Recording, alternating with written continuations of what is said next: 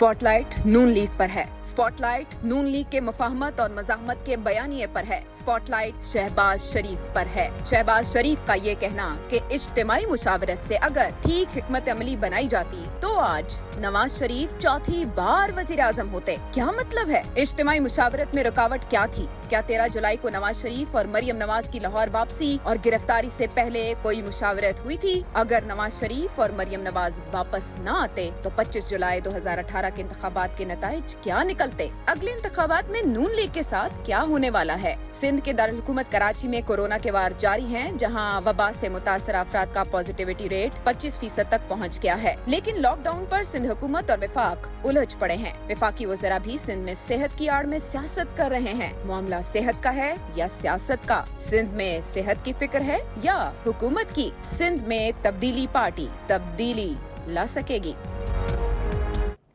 बिस्मिल्लाहिर्रहमानिर्रहीम, अस्सलाम वालेकुम। नजम सेठी शो में खुश आमदेद। मैं हूँ सैयद आयशा नाज और मेरे साथ मौजूद हैं नजम सेठी साहब। अस्सलाम वालेकुम। और उनकी चिड़िया भी। जी sir, good to have you back. यार काफ़ी अरसा हो गया था तो I am glad I am back. लेकिन मैं ट्विटर पे देख रही थी, लोग कह रहे थे आप वापस तो आ गए हैं, लेकिन क्या आपका भी सॉफ्टवेयर अपडेट हो गया है? Software update? जी। हाँ, देखिए जिस किस्म के यहाँ हालात हैं और जो हुकूमत का रवैया है जी सेंसरशिप के बारे में, तो जाहिर है सॉफ्टवेयर अपडेट तो सारा वक्त होता ही रहता है। अच्छा, अब मेरा सॉफ्टवेयर अपडेट हुआ या नहीं हुआ वो तो खैर नाजरीन जो हैं वो खुद फैसला करेंगे, मगर इसके बारे में मैं सिर्फ ये एक बात कहूँगा, वो ये कि आजकल वायरसेस बड़े चल रहे हैं। अच्छा। आपने तो नाम सुना ही है पेगासस का। जी। अब अगर पेगासस का वायरस मेरे सॉफ्टवेयर में आ जाता है किसी वक्त तो मुझे तो इल्म नहीं होगा, तो उस वक्त फिर क्या होता है वो मैं कुछ नहीं कह सकता। शरारत हो सकती है। शरारत सॉफ्टवेयर तो नहीं करेगा, वायरस कर सकता है। वायरस कर सकता है, तो देख मगर प्यार से। हाँ। ये तो कुछ शगुफ्ता सी बातें हो गई। जरा गुलशन के कारोबार की तरफ आते हैं, यानी सियासत की बात कर लेते हैं। उसमें मुस्लिम लीग नून के सदर शहबाज शरीफ साहब ने अपने इस्तीफे की खबरों को तो रद्द करते हुए इन्हें जाली करार दे दिया, लेकिन कुछ बहुत अहम बातें नजम सेठी साहब उन्होंने की हैं।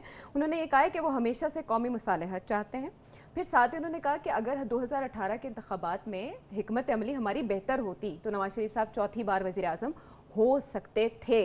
और फिर उन्होंने साथ ही ये भी कहा है कि नवाज शरीफ साहब से भी माजी में गलतियाँ हुई होंगी। ये इक़्तिबासात हैं उनके इंटरव्यू के। लेकिन इस पर ज़रा बातचीत के लिए, मज़ीद एलैबोरेट करने के लिए, क्योंकि आपको पता है फिर हमारे दिलों में और जहनों में सवाल जो भरते हैं, इसके लिए राना सनाउल्लाह साहब को हमने दावत दी है कि मुस्लिम लीग नून के बड़े एक पेज पर क्यों नहीं है, ज़रा आप पूछें। ठीक। अस्सलाम वालेकुम राना साहब। जी वालेकुम सलाम। क्या हाल चाल है आपका? जी बिल्कुल खैर खैरियत, बिल्कुल ठीक है। तो राना साहब मुझे एक बात बताएं, अभी हाल ही में बड़ा खाना हुआ है इस्लामाबाद में, तो गुड राना और बैड राना, उसके बारे में कुछ कहेंगे कि एक राना पहुंचा और दूसरा राना नहीं पहुंचा?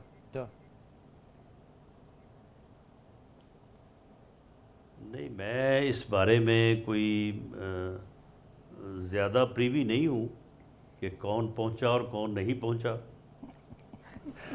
और खाने भी एक से ज़्यादा हुए हैं। अब मुझे नहीं मालूम कि आप किस खाने की बात कर रहे हैं। खाना तो एक ही बड़ा होता है। बहरहाल चले अगली आगे आते हैं।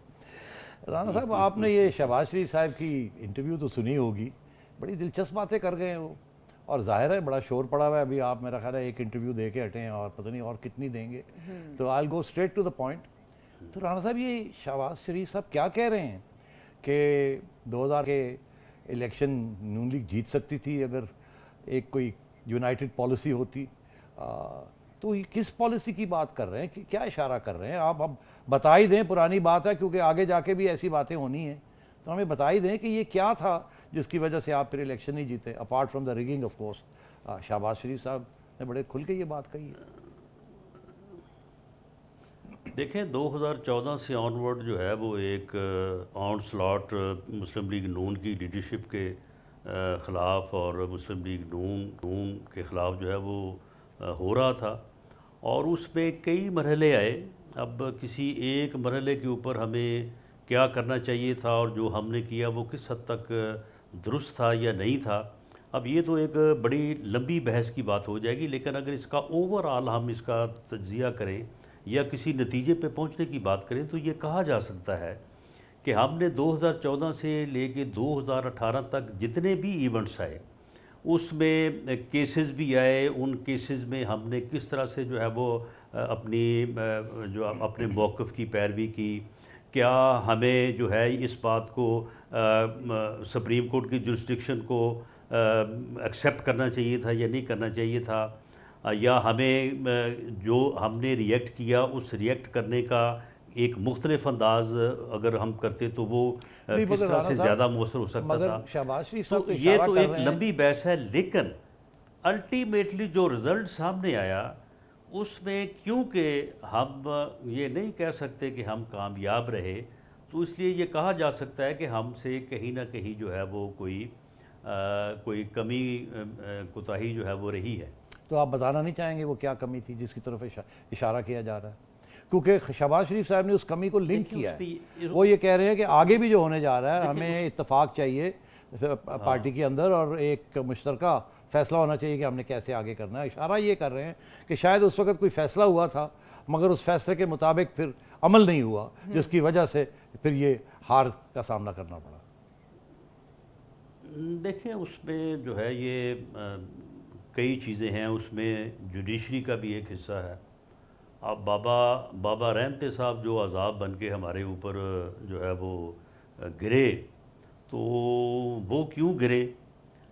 کیا ہم نے کوئی جو ہے اس میں ہماری کوئی کوتاہی تھی، یا بابا رحمتے صاحب بھی جو ہے وہ بالکل اس بات پہ جو ہے وہ تل گئے تھے؟ پھر اس کے بعد وہ کیس جو ہے، اگر اس کیس کا فیصلہ الیکشن سے پہلے نہ ہوتا اور ہم اس کو ڈیلے کرنے میں کامیاب ہوتے تو شاید بالکل آپ حالات مختلف ہوتے۔ آپ نے تو یہ ساری چیزیں جو ہیں کی بات اس کی ہے، میں کسی ایک چیز کو آپ مورد الزام نہیں ٹھہرا سکتے، یہ ساری چیزوں کا ایک کلیکٹیو امپیکٹ ہے۔ مگر آپ نے بابا رحمتے کی بات کی تو میں کچھ سجیسٹ کر سکتا ہوں، آپ پھر مسکرا کے جواب دے دیجیے گا اگر آپ کھل کے جواب نہیں دینا چاہتے۔ کیا یہ صحیح ہے کہ بابا رحمتے چاہتے تھے کہ آپ انہیں پریزیڈنٹ بنائیں اور آپ نے ان کو یہ جو وعدہ تھا یا جو ان کا خیال تھا کہ وہ بن سکتے ہیں وہ آپ اس سے پیچھے ہٹ گئے، تو پھر انہوں نے اپنا انتقام لیا آپ سے؟ کیا ایسی کوئی بات چلی تھی اس وقت؟ بات کر دیں اگر جی، میں اس حد تک تو اس بات کو کنفرم کر سکتا ہوں کہ بابا رحمتے صاحب نے انتقام لیا۔ کس جرم کی سزا دی یہ ہمیں جو ہے نا وہ یاد نہیں، لیکن انہوں نے انتقام لیا۔ اور اگر باب رحمتے کا کردار مائنس کر دیا جائے تو میں سمجھتا ہوں کہ پھر شاید یہ بڑا مشکل ہوتا کہ پاکستان مسلم لیگ نون کو ان 5 سالوں کی جو خدمت ہے اس ملک کی عوام کی، لوڈ شیڈنگ کے حوالے سے، دہشت گردی کے حوالے سے، یہ الیکشن جو ہے وہ مسلم لیگ نون سے چھینا۔ تھوڑا آگے بڑھتے ہیں، اس کے بعد بابا رحمتے کے بعد بھی تو ایک رسپیکٹیبل آنریبل جج آئے جو سپریم کورٹ کے چیف بنے، جنہوں نے پھر فائنلی یہ بلیکس ڈکشنری، لا ڈکشنری کے اوپر ایک اقامہ کے اوپر میاں صاحب کو کنوکٹ کر دیا اور ڈسکوالیفائی کر دیا۔ تو کیا ایک اور بات بھی کنفرم کر دیں یا اشارہ کر دیں، کیا وہ یہ سمجھتے تھے کہ یا ان کو کہا گیا تھا کہ ہم ججز کی ایج بڑھا دیں گے تاکہ آپ کی ٹرم جو ہے وہ زیادہ ہو جائے، اور وہ آپ نے نہیں کی تو انہوں نے بھی آپ سے انتقام لیا؟ کیا ایسی کوئی بات بھی تھی؟ یہ تو ہے وہ اپنا جو ہے وہ اوپن سیکرٹ ہے اس بارے میں، تو یہ تو بعد میں بھی کوشش ہوئی ہے، اور اس کے بعد بھی پھر انہوں نے جو ہے وہ پھر آگے سے جو ہے وہ ایک معاملے کو جو ہے وہ ہاتھ ڈالا تھا، وہ بھی پھر درمیان میں رہ گیا۔ تو یہ ساری چیزیں جو ہیں یہ تو اب ایک تاریخ کا حصہ ہیں، اور میرا خیال ہے کوئی 10 سال بعد یا 20 سال بعد جس طرح سے تاریخ کے متعلق جو ہے وہ سچ باتیں سامنے لائی جاتی ہیں، ایک دن ایسا آئے گا کہ یہ ساری چیزیں جو ہیں یہ سامنے آئیں گی۔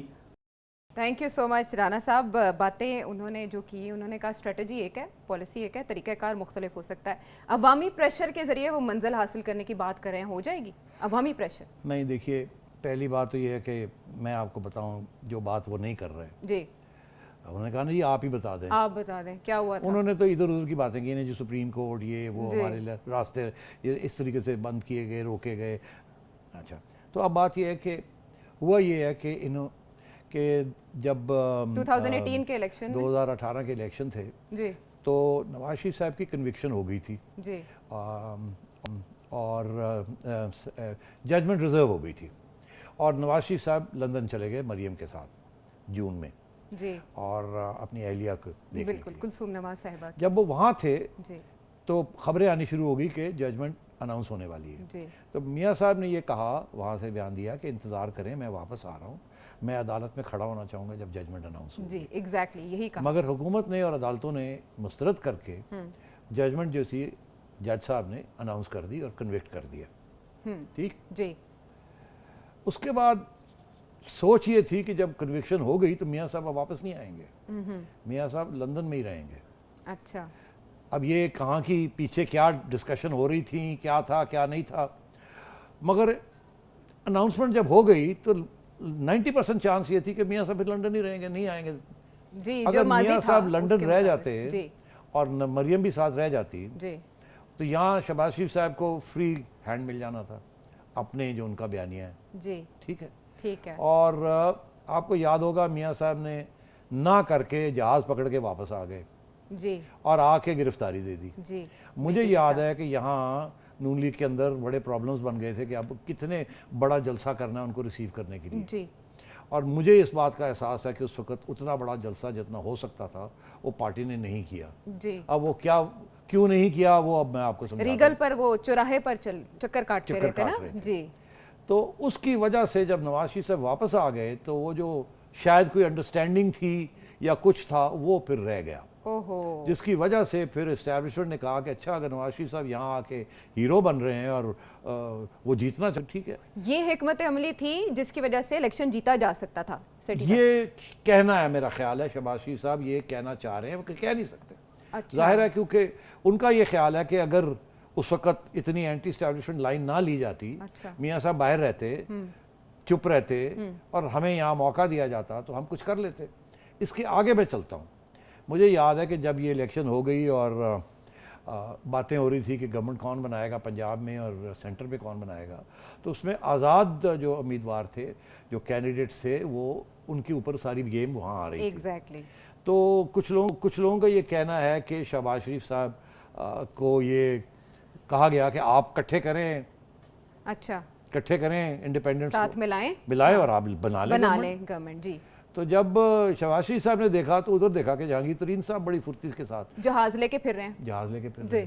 تو یہاں پھر یہ نون لیگ کے اندر یہ شاید یہ ڈسکشن شروع ہوئی کہ ہمارے ساتھ ہاتھ ہو گیا، ہمیں یہ کہا گیا تھا کہ آپ کریں، مگر ایکچولی پھرتی کسی اور کو دکھا دی اور اشارہ کہیں اور کر دیا۔ اور یہ بات نواز شریف صاحب سے چھپی نہیں رہی، کیونکہ یہ بھی ایک قسم کی دھوکہ تھا نا، یا گیم پلینگ تھی، آپ سمجھیے کون کھیل رہا تھا اور کیسے ہو رہا تھا۔ تو میرا خیال ہے اس قسم کی جو باقی اس کے بعد بھی جو بہت کچھ ہوا ہے وہ بھی یہی ہوا ہے کہ وعدہ کچھ کیا جاتا ہے، good cop bad cop, Imran Khan good cop, bad cop establishment good cop, تو وہ کچھ وعدے کیے جاتے ہیں، وہ پھر ان کا پیرا نہیں دیا جاتا۔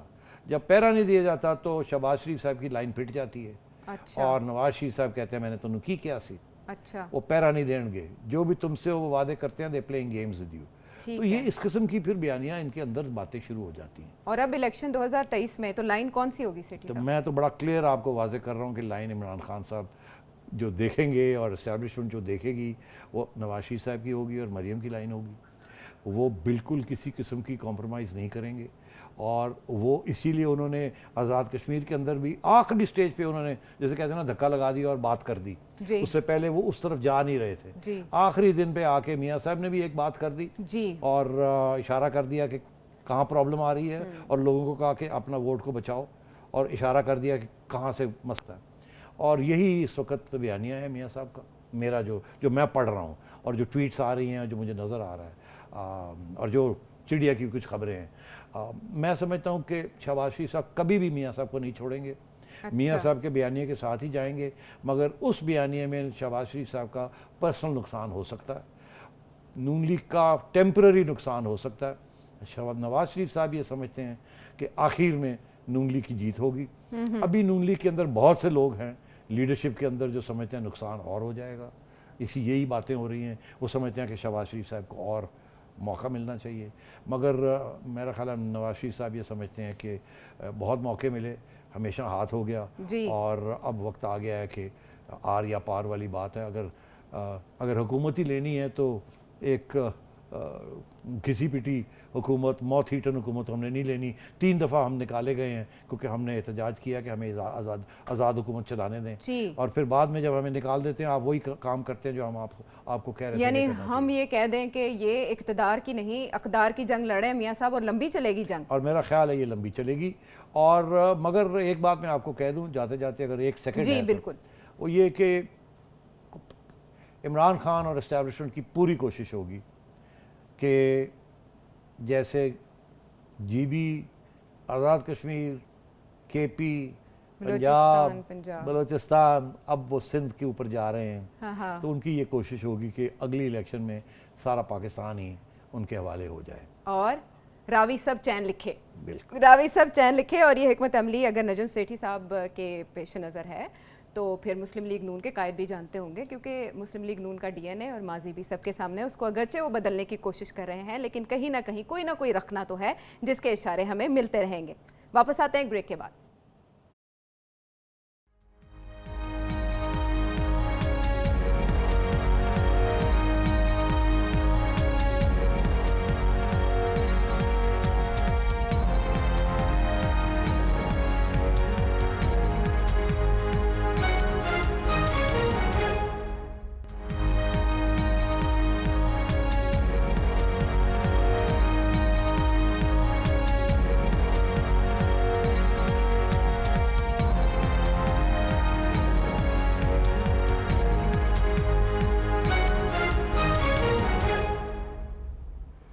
Welcome back to the show. Break پر جانے سے پہلے نون لیگ کے حوالے سے تو ہم نے سیر حاصل بات چیت کر لی. ایک اور معاملہ سیٹھی صاحب جس پر سندھ حکومت اور وفاق نے سینگ آپس میں لڑائے ہوئے ہیں, آئینی اختیارات استعمال کرنے کی دھمکی دی جا رہی ہے اور سندھ فتح کرنے کی باتیں کی جا رہی ہیں, وہ ہے کووڈ کا معاملہ.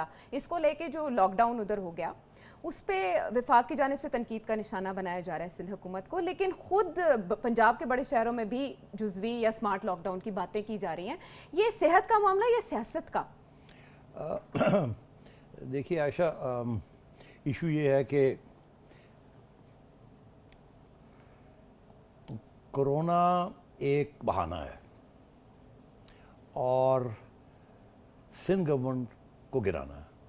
اچھا, تو ایجنڈا اس قسم کا ہے. اچھا, سو اب بات یہ ہے کہ میں پہلے ڈسکس کرتا ہوں کہ کرونا کے ایشوز کون سے ہیں جن کو ہائی لائٹ کیا جا رہا ہے, اور اس کے بعد اصلی اس کے پیچھے مقاصد کیا ہیں حکومت کے, فیڈرل گورنمنٹ کے. دیکھیے یہاں تک تو کووڈ کی بات ہے, فیڈرل گورنمنٹ کی آج تک کوئی کنسسٹنٹ پالیسی نہیں رہی. ہمیں یاد ہے کہ جب یہ کرونا آیا تھا تو عمران خان صاحب نے کہا تھا گھبرانا نہیں, یہ تو ایک فلو جیسی چیز ہے. وہ دن ہے اور آج کا دن ہے کہ کوئی اب 8-9% کے قریب انفیکشن ریٹ ہو چکی ہے. اچھا, اب دس از ویری الارمنگ. اگر خان صاحب کوئی اور رویہ اختیار کرتے تو شاید یہاں تک ہم پہنچتے ہی نہ, اسی وقت کوئی ایکشن لے لیا جاتا. مگر پھر بعد میں ہمیں یہ سمجھ آئی کہ خان صاحب نے یہ جو ساری بات کی تھی وہ کیوں کی تھی. انہوں نے اس لیے کی تھی, وہ چاہتے تھے کہ کاروبار چلے, معیشت نہ افیکٹ ہو, اور ان کا موقف یہ تھا کہ یہ فلو ہے, کوئی فکر کی بات نہیں ہے, کارخانوں میں جائیں, کام شام کریں, بیکاز آگے ہی اکانومی بیٹھی ہوئی ہے اور ہم چاہیں گے کہ اکانومی اٹھے, سب کو روزمرہ کی فیسیلیٹیز ہوں اور یہ ان ایمپلائمنٹ نہ ہو اور غربت نہ بڑھے. تو اس سلسلے میں پھر لوگوں نے کہا اچھا اگر ایسی بات ہے تو پھر آپ غریبوں کے لیے کیا کریں گے. تو انہوں نے کہا جی ہم کوئی 1000 ارب روپے کا ایک سوشل پروگرام لے کے آئیں گے جو کہ ہم دیں گے لوگوں کو تاکہ ان کو تکلیف نہ ہو. مگر ایونچولی وہ ہوا کیا, ایونچولی یہ ہوا کہ کارخانے بھی کھلے رہے, کووڈ بھی ہوتا رہا, اور جو پیسے تھے وہ گر کے 1000 ارب سے گر کے کوئی 125 ارب کے قریب پہنچ گئے. اور وہ بھی کوئی نیا بجٹ نہیں بنایا, وہ جو پہلے پیسے دینے تھے بے نظیر انکم سپورٹ پروگرام میں 1 سال کے دوران, وہ انہوں نے کہا ہم 3 مہینے میں دے دیں گے. تو کوئی نئی بات انہوں نے نہیں کی تھی. اس وقت بھی سندھ حکومت کے ساتھ ان کا لین دین. آپ کو یاد ہوگا کہ جب کرونا کی پہلی اطلاع آئی تو وہ ایران کے بارڈر سے کوئی ریفیوجیز آ رہے تھے جو کہ وہاں گئے ہوئے تھے, زائرین تھے, ایگزیکٹلی زائرین, اور وہ جب واپس آ رہے تھے تو وہاں ان کے اندر کرونا تھی. जी। और वहाँ उनको थोड़ी देर के लिए क्वारंटीन किया गवर्नमेंट ऑफ बलूचिस्तान ने, फिर उनको छोड़ दिया। वो सारे से ज़्यादा से ज़्यादा वो कराची और सिंध आ गए, यहाँ के लोग थे जी। वो सबसे पहले लेके आए। सो कराची एंड सिंध सबसे पहले अफेक्ट हुए, और सिंध की हुकूमत इमीडिएटली अलार्म हो गया वहाँ कि ये क्या हो गया, सारा तो बोझ हमारे पे आ रहा है। फिर इश्यूज शुरू हो गए। सिंध हुकूमत ने कहा हमने लॉकडाउन करने हैं, हमें वैक्सीन मिले। गवर्नमेंट कहे हमारे पास वैक्सीन नहीं है, पैसे खर्च नहीं करना चाह रहे थे, और ये चाह रहे थे कि फ्री में जो आएगा उसको बांटेंगे हम जी। और वो फिर जाहिर है पूरा 1 साल गुजर गया और वैक्सीन की प्रॉब्लम्स चलते रहे। पहले थोड़ी सी वैक्सीन आई और वो ट्रायल वैक्सीन आई साइनोवैक, वो भी चाइना ने फ्री दे दी, इनको ट्रायल्स हो रहे थे। उसके बाद बड़े अरसे के बाद फिर साइनोफार्म वगैरह आने शुरू हो गए। तो मैं ये कह रहा हूँ फेडरल गवर्नमेंट का जो कोविड स्ट्रेटजी रही है वो बड़ी मशकूक रही है, और उसकी वजह से अभी तक पाकिस्तान की 2 या 3% आबादी जो है वो सिर्फ वैक्सीनेट हुई है। और सिंध की क्लियर रही है, आप और उसको सिंध की क्लियर जो हुकूमत है वो हमेशा ये उनको सबसे ज़्यादा फिक्र है। एक तो वहाँ से ट्रैवलर्स बहुत आते जाते हैं, Sindh Karachi airport is one of the biggest airports in the country, और दूसरा ये है कि इस किस्म की सूरत हाल है वहाँ तो। और Karachi is a very congested city, वहाँ काफ़ी पोल्यूशन भी है, सब कुछ है, द चांसेस ऑफ इन्फेक्शन बहुत हाई हैं। तो उन्होंने अपने कहा जी कि हम अपना पॉलिसी लेंगे। शुरू में ये फेडरल गवर्नमेंट की इनके साथ लड़ाई झगड़े शुरू हो गए। इन्होंने कहा कि जी मुहर्रम के दौरान हमने ऐसे करना है, फेडरल गवर्नमेंट ने कहा नहीं आपने ऐसे नहीं करना। इन्होंने कहा मसाजिद और ये पॉलिसी होगी, स्कूलों की ये पॉलिसी होगी। तो ये पहले दिन से ये लड़ाई झगड़े चल रहे हैं। हकीकत ये है कि एक्चुअली ये सिंध हुकूमत की राइट है कि health is a local issue, provincial issue. तो अब चाहिए था इनको कि जी ठीक है NCOC वगैरह ने अपना एक पॉलिसी दे दी, बट इसका ये मतलब नहीं है कि वो यूनिफॉर्मली सारे पाकिस्तान में एक्सेप्ट फॉर SOPs बाकी यूनिफॉर्मिटी उसकी एप्लीकेशन नहीं है। स्मार्ट लॉकडाउन अगर इधर करना है उधर करना है तो सिंध हुकूमत को पता है, पंजाब हुकूमत को पता है, और पंजाब में हर बात फेडरल गवर्नमेंट की नहीं मानी। तो मैं ये समझ रहा हूँ कि ये सियासत कुछ और है, कोविड का नाम इस्तेमाल किया जा रहा है। नंबर 2, सिंध हुकूमत और फेडरल गवर्नमेंट के दरमियान जो इख्तलाफात थे वो नेशनल फाइनेंस कमीशन अवार्ड के ऊपर भी थे। जो पैसे सिंध को मिलने चाहिए थे उनको नहीं मिले। वो उस वक्त से रो रहे हैं कि हमारे पैसे दें। ये कह रहे हैं हमने पहले ही काट लिए हैं जो आपसे हमने वापस लेने थे, या जो हमारा ख्याल है आपका सरप्लस होना था। तो वो इशू भी चल रहा है साथ साथ। और अब इन्होंने ये कोविड का ड्रामा करके फेडरल गवर्नमेंट ने सिंध को टारगेट किया है। तो मैं ये समझता हूँ ये कोविड जो है this is just cover up.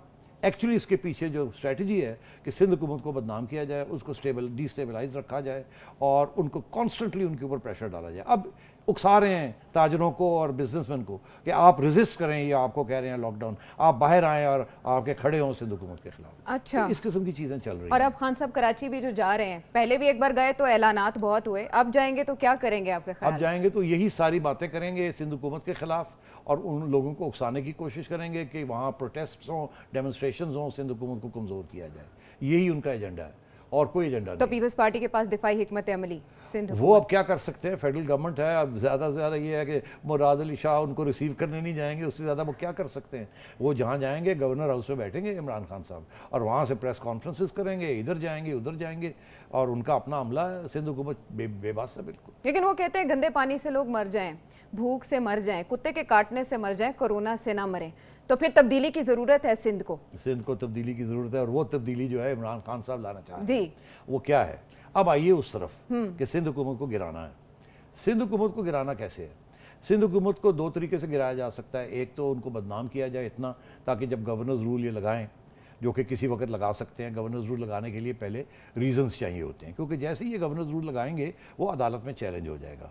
जैसे पुराने ज़माने में 58(2)B जब लगता था, प्राइम मिनिस्टर की छुट्टी होती थी तो फिर अदालत में चैलेंज हो जाता था, फिर जाके वहाँ डिफेंड करना पड़ता था कि जी ये करप्शन हुई, ये हुआ, इसलिए हमने निकाला। इनके खिलाफ भी पूरा इन्होंने फाइल बनाई हुई है कि किसी स्टेज पर भी या तो गवर्नर्स रूल लगा के इनकी छुट्टी करा दी जाए, या एक और प्लान भी साथ साथ है कि अगर वो लगता है कि उसके साथ शोर पड़ जाएगा, क्योंकि आफ्टर ऑल पीपल्स पार्टी की इस वक्त मेजॉरिटी है, गवर्नेंस है वहाँ, तो फिर ये कि जी अच्छा अगली इलेक्शन के लिए تیاری کی جائے, ان کو کانسٹنٹلی انڈر پریشر رکھا جائے, بدنام کیا جائے, فنڈ محروم کیا جائے, اور ان کے اوپر کانسٹنٹ پریشر کی وجہ سے کوشش کی جائے کہ لوگوں کو توڑا جائے. اب اس سلسلے میں آپ کو ابھی پتہ ہی, آپ مجھے ہی بتا رہی تھیں کہ ارباب رحیم صاحب جو ہیں ان کو انہوں نے اب یاد کر لیا ہے نا. ہاں جی, یادش بخیر. ہاں, یادش بخیر. اب ان کو بھی یہی, ابھی تو وہ ایم پی اے نہیں ہیں, مگر ان کی بھی تیاری ہے 2022 یا 23 جب بھی الیکشن ہوگی, کیونکہ یاد رہے کہ انہوں نے مشرف صاحب کے زمانے میں پیپلز پارٹی کو توڑنے میں ایک بہت اہم رول ادا کیا تھا, اور پھر چیف منسٹر بھی بنے رہے.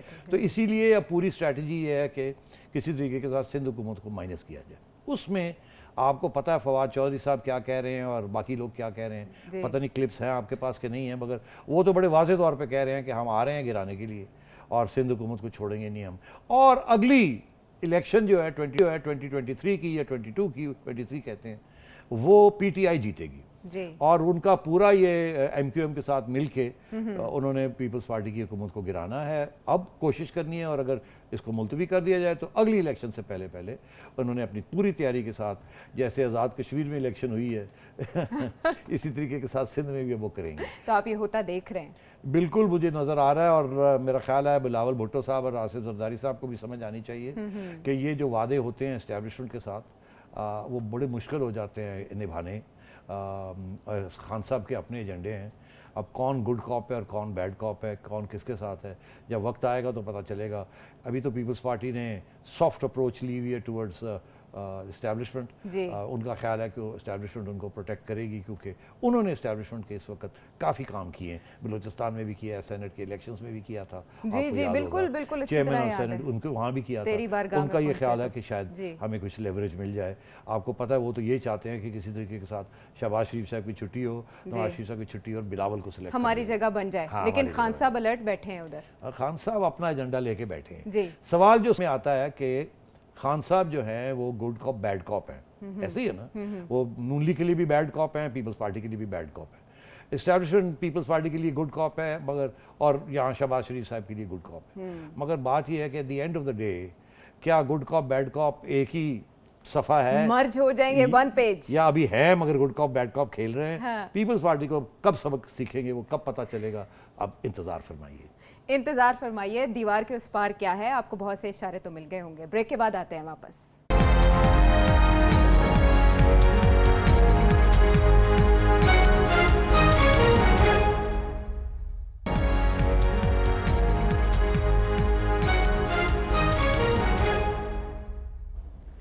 ویلکم بیک ٹو دا شو. اور اب کچھ عوام کے سوالات شامل کر لیتے ہیں جو وہ نجم سیٹھی صاحب سے جاننا چاہ رہے ہیں. السلام علیکم سیٹھی صاحب, میرا نام اشفاق احمد ہے اور میرا تعلق جنگ سے ہے. اچھا, میرا آپ سے سوال یہ ہے کہ عمران خان صاحب نے کہا ہے کہ کچھ پاکستانی صحافی انڈیا کی فیک نیوز فیڈ کر رہے ہیں. میرا سوال یہ ہے کہ یہ کون لوگ ہیں اور عمران خان صاحب کے اس بات میں کتنا وزن ہے؟ اچھا, ایگزیکٹلی ہم سن لیں کہ وزیر اعظم کا کہنا کیا تھا. سیٹھی صاحب اس سے پہلے آپ جواب دیں. کی جو ڈس انفارمیشن لیب میں چیزیں سامنے آئی ہیں کہ ہندوستان نے فیک اکاؤنٹس بنائے ہوئے ہیں اور ان کو فیڈ کر رہے ہیں پاکستان سے صحافی جو پاکستان فوج اور پاکستان کے پرائم منسٹر کے خلاف پروپیگنڈا کر رہے ہیں. میرا وزیر اعظم یہ بات کر رہا ہے, میں تو یقین کروں گی. ہیں ایسے صحافی؟ کون ہے وہ سیٹھی صاحب؟ اچھا, آپ مجھے پوچھ رہی ہیں نا. جی, میں جواب دیتا ہوں جن صاحب نے سوال پوچھا. بات یہ ہے جی کہ یہ کوئی پہلی دفعہ نہیں ہے, ہمیشہ ہر گورنمنٹ ہی اس قسم کے الزام لگاتی ہے کہ جو بھی ان کی تنقید کرتا ہے پاکستان کے اندر وہ بیسکلی کہتے ہیں کہ جی یہ فورن ایجنٹس ہیں, یہ فورن ایجنڈے کے اوپر یہ کر رہے ہیں. اچھا, اب یہ کوئی نئی بات نہیں ہے. اس لیے دوسری بات یہ ہے کہ یہاں یہ ڈس جو لیب ہے یہ تو ان کو اب ہوش آئی ہے اس کی, یہ تو پتہ نہیں کب سے یہ چل رہی ہے. اور اگر یہ انٹرنیشنل کمیونٹی یہ بات نہ بتاتی تو ان کو پتہ بھی نہیں چلنا تھا کہ ڈس انفارمیشن لیب ہے کہ نہیں ہے. یہ تو ہے ان کا حال, ان کی انٹیلیجنس سروسز کا. آگے آئیے, کس کی طرف اشارہ کر رہے ہیں. بات یہ جی, جو پاکستان کے اندر جو بھی تنقیدی آرٹیکل یا جائزہ لیا جاتا ہے وہ دنیا میں لوگ دیکھتے ہیں اس کو. یوٹیوب کے اوپر ہر چیز آ جاتی ہے, آپ کے اخبار آن لائن ہیں, سب کچھ لوگ اٹھا لیتے ہیں وہاں سے. اور لوگ اسپیشلی اگر وہ ڈس انفارمیشن لیب والے ہیں تو وہ سلیکشنز وہاں سے نکال کے اور وہ لگا دیتے ہیں کہ جی فلانے نے یہ کہا, فلانے نے یہ کہا, فلانے نے یہ کہا. تو یہ یہاں بیٹھ کے یہ کہتے ہیں لو جی آپ نے ان کے لیے لکھا یا آپ کے لفظ جو ہیں انہوں نے استعمال کیے. دراصل بات یہ ہم تو آپ کو سمجھانے کی کوشش کر رہے ہیں کہ یہ غلطیاں آپ کر رہے ہیں یہ مت کریں. ہم آفٹر آل آزاد ہیں, یا ایٹ لیسٹ ہم سمجھتے ہیں کہ ہم آزاد ہیں. تو آپ اس قسم کے الزام لگا کے ہمیں بدنام کرنا چاہتے ہیں, اور یہ میں یہ پھر سے کہوں گا, یہ ہم نے یہ ساری گیم دیکھی ہے, کافی عرصے سے ایسی چلتی ہے. البتہ یہ گورنمنٹ جو ہے یہ بڑی سینسٹیو ہے. اس کی وجہ یہ ہے کہ اس کی کارکردگی ہے ہی نہیں, 0/0, جس کی وجہ سے اب یہ اس قسم کی اسپیشلسٹ قسم کی اٹیکس کرتے ہیں. ابھی جو قانون یہ لے کے آ رہے ہیں جو ابھی تک رکا ہوا ہے, مگر ان کے جو ارادے ہیں وہ نیک بالکل نہیں ہیں. یہ جو سوشل میڈیا کے قانون وہ تو آپ کو پتہ ہی ہے کس قسم کی, وہاں ہر قسم کی چیز بند ہو جائے گی. ہماری یوٹیوب چینلز بھی جو ہیں جہاں ہم کچھ آزاد بات کر لیتے ہیں وہ بھی بند ہو جائیں گی. اس کے لیے بھی NOCs لینے پڑیں گے, اور جو دیں گے نہیں. پریشر میڈیا سے ہٹائیں, ہمیں آزاد بولنے دیں. پھر شاید اگر ہم آپ ہمیں اس قسم کی آزادی دیں گے تو شاید آپ کی کبھی کبھی تعریف بھی کر دیا کریں جب کوئی آپ اچھی بات کریں. مگر آپ اگر ہر وقت ہمیں کڑی ضربے لگاتے رہیں گے تو پھر وہ جو اچھی بات بھی ہے وہ بھی ہمیں یاد نہیں آئے گی. اچھا NS, ویسے کڑی ضربے کوئی صحافی بھی لگاتے ہیں, کچھ بریفنگز بھی آپ کو یاد ہوں گی جن میں باقاعدہ ان کو پوائنٹ آؤٹ کیا گیا تھا کہ وہ کون ہے. وزیر اعظم صاحب کے ذہن میں کہیں وہی نام وہی شکلیں تو نہیں ہیں, اور پھر وزیر اعظم کو کیا نام نہیں لینے چاہیے تھے, اور یا ان کے خلاف بطور وزیر اعظم کارروائی کا حکم دے دیتے؟ دیکھیے عائشہ, آپ نے اب بات کھول ہی دی. بات یہ ہے کہ یو آر رائٹ, پوری لسٹیں بنی تھی, نام لیے گئے تھے بریفنگز کے اندر, فلانا فلانا فلانا فلانا, اور سوشل میڈیا کے اوپر یہ بات بھی آ گئی تھی باہر کہ فلانے جرنلسٹ ہیں جن کو پسند نہیں کیا جاتا. ابھی بھی آپ دیکھیے کوئی فنکشن ہوتا ہے تو اس پہ کس کو بلایا جاتا ہے؟ مطلب ہے کہ آپ کے جیسے غریب خادم کو تو آج تک نہیں بلایا کبھی, پتہ نہیں کیوں, مجھے سمجھ نہیں آئی. غربت کی وجہ سے, تو اس لیے تو اب بات یہ ہے کہ کچھ چہیتے جرنلسٹ بھی ہوتے ہیں اور کچھ وہ ہوتے ہیں جو پسند نہیں کیے جاتے. شاید وہ ایسے سوال پوچھ لیتے ہیں جو چھپ جاتے ہیں, یہ شرمندگی کا باعث بن جاتے ہیں. تو بات یہ ہے کہ ہمارا تو کام, میں نے تو ہمیشہ ایک بات کہی ہے کہ جو بھی حکومت میں ہوگا ہمارا کام یہ ہے کہ حکومت کو اکاؤنٹیبل رکھنا. اپوزیشن کو اکاؤنٹیبل تو حکومت رکھتی ہے, اور وہ رکھنا نہیں چاہیے, اپنا کام کرنا چاہیے. سو ٹرو, فوکس رہیں. اکاؤنٹیبلٹی ہوتی ہے جو حکومت پاور میں ہو, جو آؤٹ آف پاور ہو اس کی کیا آپ نے اکاؤنٹیبلٹی کرنی ہے. تو ہمارا کام یہ ہے, میڈیا میں ہمیں سکھایا گیا تھا ایڈورسیریل رول, مطلب ہے کہ اگر حکومت کہتی ہے یس تو آپ چیک کریں کہ یہ یس ہے یا یہ نو ہے. تو ہماری تو ٹریننگ ہی ہے.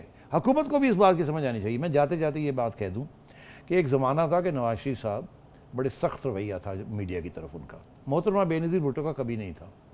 ہم نے وہ بھی زمانہ میاں صاحب کا بھگتا ہے, مگر اب جو میاں صاحب ری انکارنیشن جو ہوئی ہے اس سے میاں صاحب بہت بدل گئے ہیں. اب ان کو جمہوریت پسند ہے, اور پچھلی دفعہ جب وہ آئے تھے پاور میں انہوں نے کسی قسم کی کارروائی میڈیا کے خلاف نہیں کی. اور جیسے آپ نے نواز شریف صاحب کے ماضی کا حوالہ دیا, تو خان صاحب کو بھی تھوڑا ٹائم دے دیں, سیکھ جائیں گے جیسے نواز شریف صاحب سیکھ گئے. وہ زبردستی سکھانا پڑے گا. وقت سکھا دے گا, بہت اچھا استاد ہے وقت, اور آپ تو جانتے ہیں. آپ یاد رہے کہ جنرل مشرف جب آئے تھے تو بڑی ان کی پازیٹیو ریٹنگ تھی میڈیا کے اندر.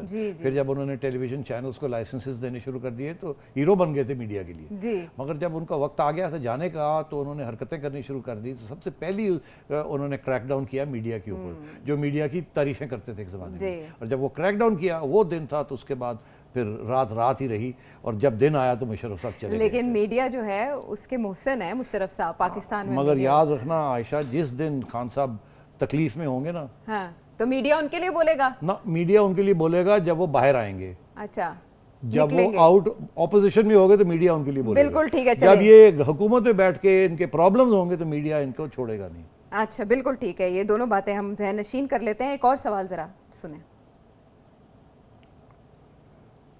السلام علیکم, میرا نام مہوش ہے اور میں لاہور سے تعلق رکھتی ہوں. نجم سر, آپ سے ایک کویشچن ہے کہ آج عمران خان صاحب نے کہا ہے کہ ویڈیو ثبوت اور افغان سفیر کی جو بیٹی ہیں ان کے جو الزامات ہیں وہ آپس میں میچ نہیں کرتے, تو اس کا کیا مطلب ہوا؟